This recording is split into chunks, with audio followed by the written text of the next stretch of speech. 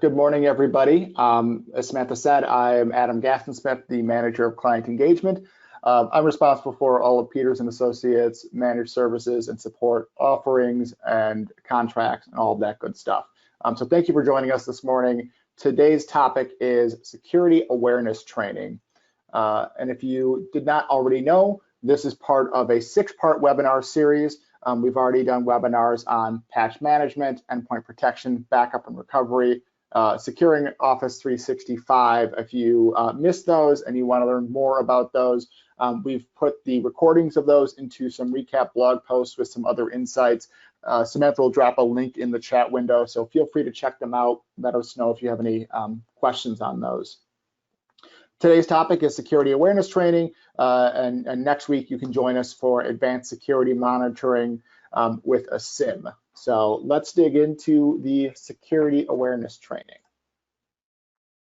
A quick look at the agenda. I'm going to talk a little bit about the new security perimeter.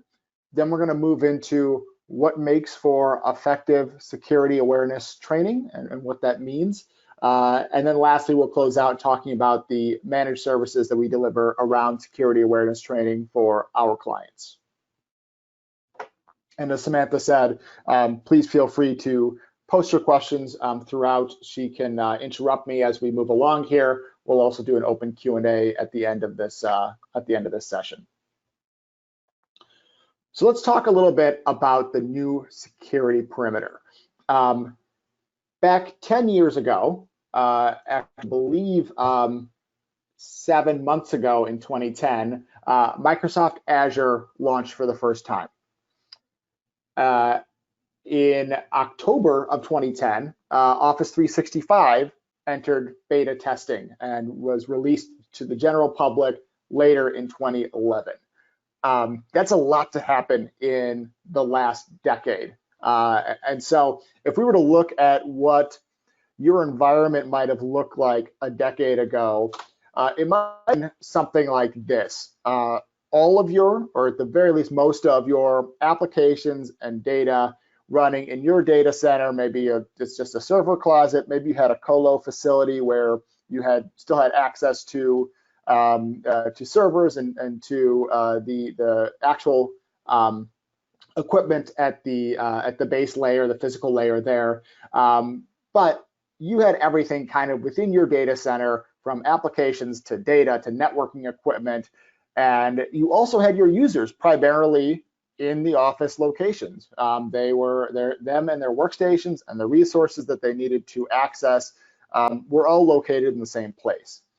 And so from a security perspective, a lot of the thinking at that time is around keeping the bad things out. We've got everybody in the same location, all the things in the same place. We need to focus on keeping the threats out. And so it was a very much the security perimeter, as we refer to it, was really our firewalls, focused on hardening our security at the firewall level. Obviously, since then, so 2010 Azure launches and Office 365 launches, and we see a huge uptake in people moving workloads to the cloud. By 2016, there were 60 million organizations in Office 365, and it's only accelerated since then. So a lot of organizations moved to Office 365, moved to other SaaS solutions, and also moved, as hardware refreshes have come up, we've seen a lot more uptick in Azure and kind of getting rid of the server footprint. So we've seen a migration of these applications and this data, which is certainly impacting where our security perimeter lies.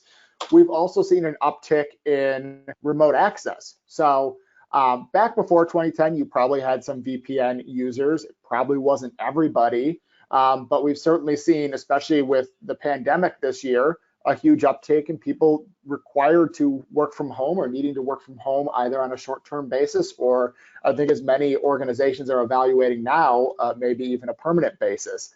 And so now that's shifted our security perimeter even further, with users needing to accommodate users outside of the office. And it's really kind of, I think, clarified the simple point that identity is the new security perimeter.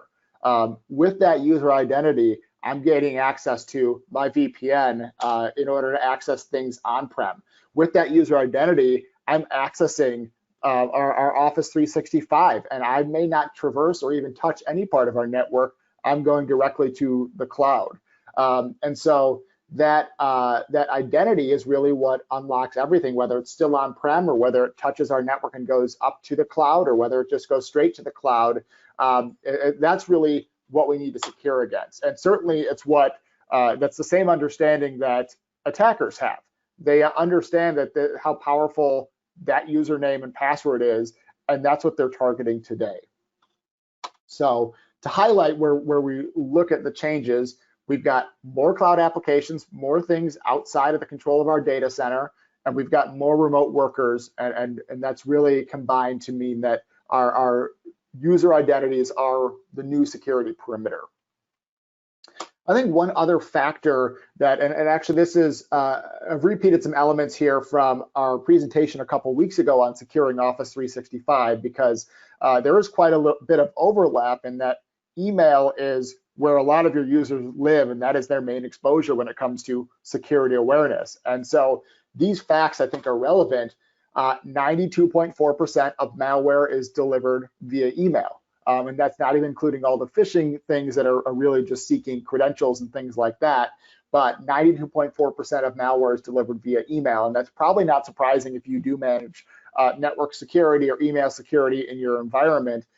It's a lot easier for an attacker to target a non-technical user who has credentials than it is for an attacker to go and try to compromise a firewall, especially if the organization is doing some more of the basic blocking and tackling like patching. So coupled with that fact raises the technology limitations. In one study, they found that 10.5% of spam, phishing, and malware emails are missed by enterprise email security systems.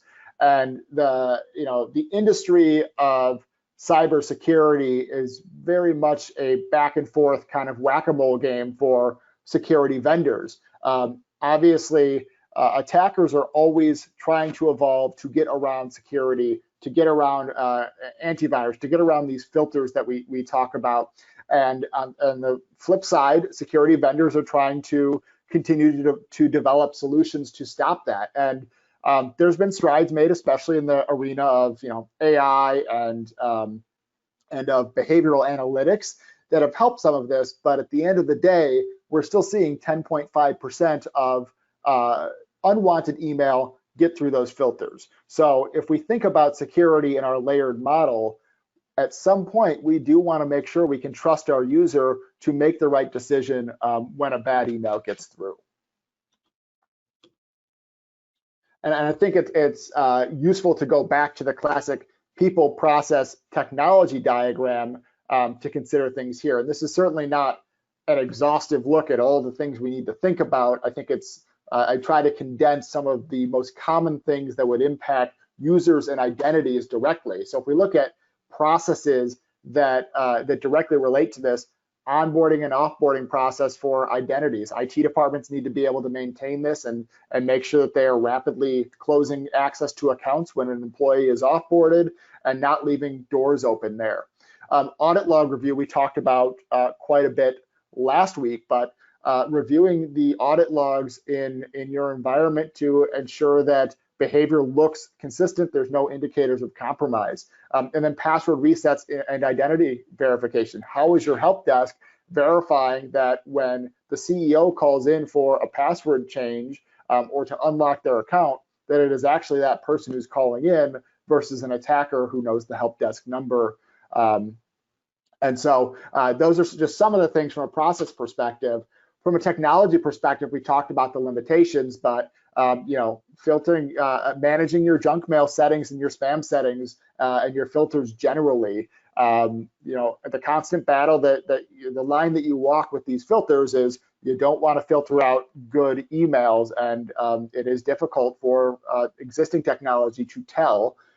There are enhancements being made all the time, so we're hoping this is a space where the technology gets better, but as of today, it's still something that technology struggles with. But advanced threat protection is another solution Microsoft has their solution. Other organizations, security vendors also have similar solutions, but things like safe links and safe attachments, all things that can help both to stop threats before they reach the mailbox and to help organizations identify threats as well. And then lastly, multi-factor authentication, something we definitely recommend for adding an additional layer of protection to that user identity.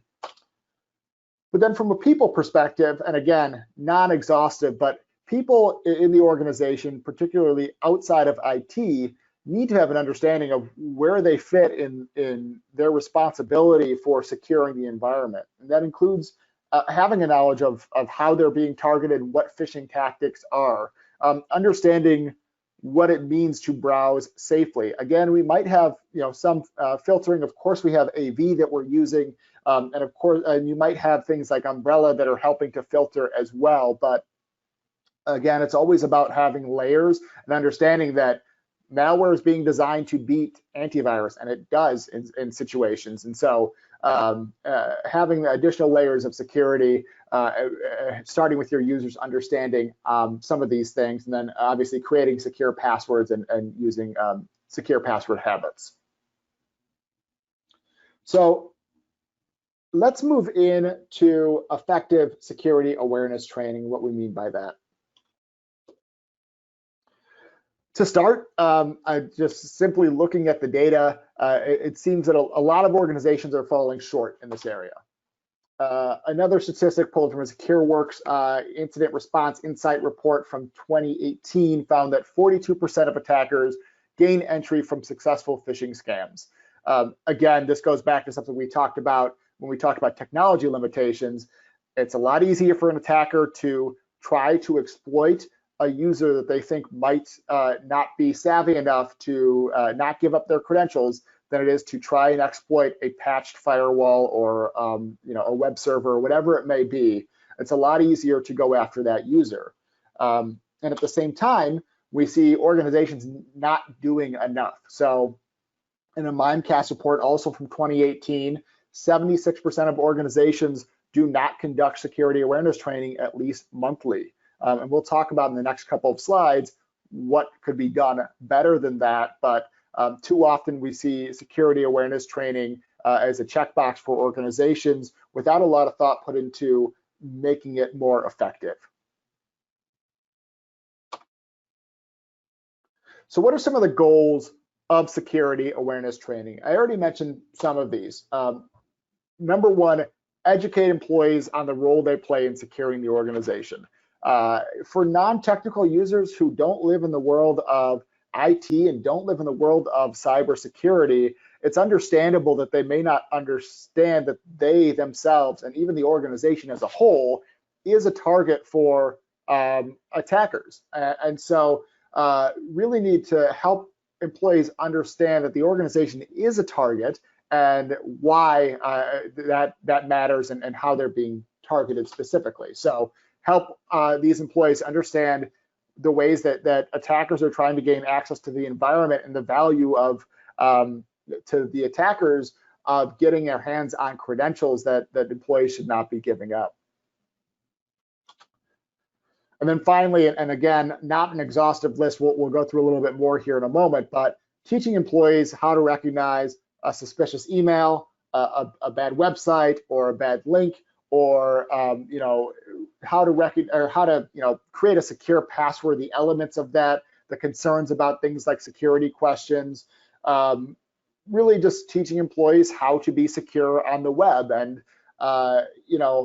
this isn't always understood. Like I said, for folks who live in the IT world, a lot of these things should be common sense, but for those who don't, and even considering that we have millennials in the workplace now for a decade that have grown up with technology, even some of the basics of cybersecurity aren't well understood or well enough understood outside of our world of IT. So really teaching employees about how to identify these things and recognize when they're being targeted. So I put together 4 elements I think summarize at a high level what effective security awareness training looks like. The first one we've already referenced to some degree, and that is frequency.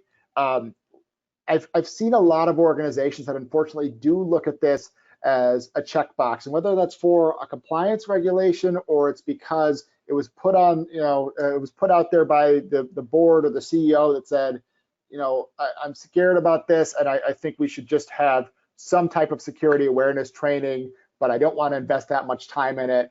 And so we see organizations that will, send out maybe a monthly cybersecurity tip email, or that might send out, post in the break room some tips for identifying phishing emails, and then kind of be done with it. But what the most effective cybersecurity awareness programs are doing are having, at the very least, monthly engagement. And I'll talk about the other elements and what engagement really means, but having these at least monthly touch points, if not more, that is surfacing cybersecurity to the top of users' minds. It can't be something that's quarterly, and it can't be annual for sure. It definitely can't be something that is just taught during onboarding and then forgotten about after the user's been there for a while. The other key piece to an effective security awareness training program is multimedia, and keeping the content relevant and at the user's non-technical level, but also maintaining interest and making sure that it's interesting content. And one of the ways to achieve that is using a variety of different platforms to educate. We all know that everybody learns differently. So a few different types of media that we leverage as part of a cybersecurity awareness training program is on-demand, video-based interactive training and testing. So providing that to users to go through on their own and self-pace and have that video-based training. The other thing that unfortunately we've seen a lot of organizations get away from as they've tried to, I think, reduce the amount of time they spend on some of these things, but also invest more heavily in the on-demand platforms, but I think in a lot of ways can be more effective, is in-person or face-to-face training where you walk the users through, again, how they're being targeted, how to identify some of these things. And really the strength of that is allowing users to ask questions and understand it at a deeper level, and have it way more interactive than just a video-based piece. And we also see other pieces of literature like regular emails on here's how the COVID scams that we're seeing these days, or here's some tips for identifying emails. But a diversity in how the message is told is definitely helpful. The other piece is encouragement, and this gets down a lot to company culture. But how are you motivating the employees to continue to practice good cybersecurity habits? And so we are definitely, from what we've seen, the positive motivation is a lot better than the negative motivation, meaning that rewarding employees who report phishing emails, even if they clicked on something, even if they clicked on something and immediately say, oh no, IT, I shouldn't have clicked on that, and calling up the IT department, because that's what we really need from our employees, is to be able to identify these things and also to be able to alert us as soon as possible that something seems wrong. The problem you encounter when you have negative motivation, say things like discipline for clicking on a phishing email when they shouldn't, is a wariness to report to IT that they might have done something wrong. So maybe it's not our monthly phishing test. Maybe I've clicked on something, and then after the fact, I think, I'm not sure this looks right, but I don't want to get in trouble from IT, so I'm not going to report it, and hopefully they don't notice something. And in reality, on the back end, a hacker may have now gained access to our environment, and we've just started the dwell time there with no early detection for it. So definitely encourage positive motivation for employees and positive reinforcement. We do see some organizations build this even into security reviews and incentivize this to continue to get better at security awareness. And then lastly is testing. I think as any kind of educational program goes, at some point you have to be able to evaluate how you're doing and the progress you're making, and is your message getting through. And so we encourage frequent testing, at least monthly, changing up the message, not using the same message for all employees, and seeing what your results are, doing a baseline test before the start of your program, and being able to build off of there. You're not going to get to 0 clicks, right? That should not be the goal, because at the end of the day, people will still make mistakes. And again, we get back to our layered security conversation and making sure we have other components that are going to help us to stop things. But you should have a goal to reduce clicks. And if you've got 15% clicks in your baseline, how do we get ourselves to 2%? And so that's setting realistic goals and doing frequent testing, definitely things that we recommend. A couple other considerations that I put together. One of those is compliance. So not every organization has this, but if you are in an industry that is regulated, you might have compliance reasons to have a cybersecurity awareness program. So we encourage those organizations to go beyond just the checkbox and to really think about reason for the regulation and considering a more robust cybersecurity awareness program to help you meet your PCI compliance or your HIPAA or whatever it may be. I talked a little bit about on-demand video-based platforms. For a lot of, say, small, medium-sized businesses, there are security overview and security awareness, overview type general cybersecurity training lessons to put people through. But there's also compliance-specific standards and role-specific standards that you might want to consider, even outside of compliance, for, say, your finance, your HR department, who deals with sensitive information. Leadership, too. Really important to have buy-in and promotion from the top down. In fact, the C-suite and executives are the most at risk when it comes to phishing emails and spear phishing. They're the ones with access to the purse. And so it's important that they understand and they help to promote a culture of cybersecurity awareness. It's really hard to run an effective program if leadership is asking to opt out or is not encouraging employees to get better. And that ties into the coverage piece.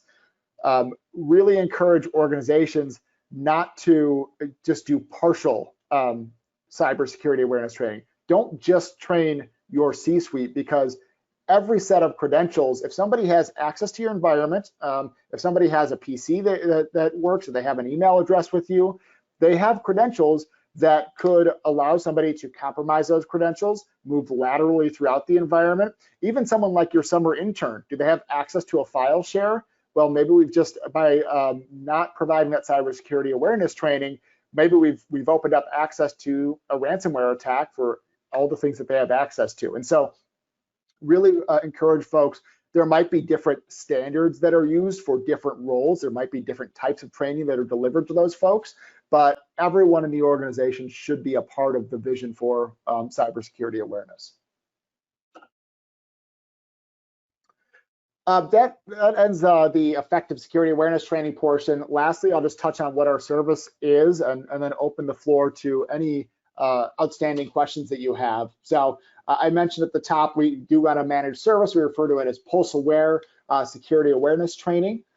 We provide on-demand security awareness training for folks, so those interactive testing and video-based sessions. We also run monthly phishing tests. We'll provide reporting, provide information on what's known as your phish prone number or percentage. So, how poorly or how well are you doing, and as well as, against the baseline, and making sure we're getting better in successive tests and onward. And then lastly, we do run an annual in-person or virtual. During the pandemic, it's been much more virtual, running these via Teams, but an opportunity for us to present directly to your end users from kind of an expert's perspective and folks who live in security and IT, and speak to them at their level and allow people to ask questions. And again, those are really effective training sessions. From a pricing perspective, again, just like any of the presentations I've given as part of this series, caveats around your user count and things like that, but around $200 a month is a good benchmark if you're trying to understand what this might look like for you. And then lastly, let's look at what's next. So we do have a free phishing test. So please reach out to me, your account manager, if you want to run a baseline phishing test, understand where your organization stands, how at risk you might be today. Also a great tool for showing management if you're trying to get buy-in. Hey, here we ran this phishing test. Here's how we did. So reach out to us, and we're happy to conduct that for you. Just like we've done throughout this webinar series, if you are interested in having a conversation about cybersecurity awareness or endpoint protection or backup and recovery management, all the various things we've talked about, reach out to your account manager, reach out to me. If you don't know any other contacts, reach out to info@peters.com, but let's have a conversation about it. We'll send you a $25 gift card for sitting down and having that discussion, or having that virtual discussion over Teams. And then lastly, the last webinar as part of this 6-part series will be next Wednesday, same time, 11 a.m. Central. We'll be covering advanced security monitoring with a SIM. So hope that you'll join us for that as well. And then one other thing, and Samantha, if you could put the link in the chat window. If you weren't already aware, Bruce Ward on our team runs a monthly This Month in Cybersecurity webinar intended more for the technical folks, IT directors and sysadmins and all of those people on what is happening in the world of cybersecurity this month, particularly as it relates to small, medium-sized businesses and the customers that we serve. So that's on the last Tuesday of every month, and Samantha will put a link over in the chat, and you can go and register for those. And with that, I'm going to open it up to Q&A, and I'll start looking over at our panel. So please push your questions out there. We've got one there right now. So question is, as you mentioned, users might still click, which can lead to ransomware, credential theft, or worse. What other layers are there besides their antivirus on their machine? So good question, and frankly, anything we've talked about as part of this webinar series plays a role in what you would refer to as a layered security model. So let's use that example. A user has clicked on a link and it's downloaded a piece of malicious software. Of course, AV, and especially next-gen antivirus, meaning not signature-based, meaning it's looking at behavioral analytics and understanding how that application is working. That's going to play a role. A solution like DNS protection, which would be something like Cisco's Umbrella, to look at the web addresses and the IP addresses that are trying to be reached, determining if they are malicious, and stopping them at that layer. You also have basics like patch management. So say this piece of software or malware that is attempting to be installed is something that's trying to exploit or is built to exploit something that was patched in Windows 2 months ago. If you've got that patch, that's protecting you at that level. So that's another piece. And then the other thing I'll talk about is just general detection. And we talked about reviewing audit logs in Office 365. And so a user gave up their credentials. How do we know that they gave up their credentials and that it's not them logging in? And there's a boatload of what we'd call indicators of compromise to look at. But one of the big ones is things like foreign mailbox logins to Office 365. And so those types of things, again, are kind of a small sample. And as always, we want to be able to rely on a good backup and recovery strategy in the event that all of those layers fail. But those are just some thoughts on that. There's some more stuff on our website too that we can push. Any other questions? I know that we are at time here, so I think with that, I'm going to go ahead and close things out. Thank you again for joining us. We hope you're able to join us next week on the 9th for our final part of this webinar series, or join us on the final Tuesday of September for our This Month in Cyber presentation. Thanks again for joining us. I hope this was valuable, and hopefully we'll talk to you soon.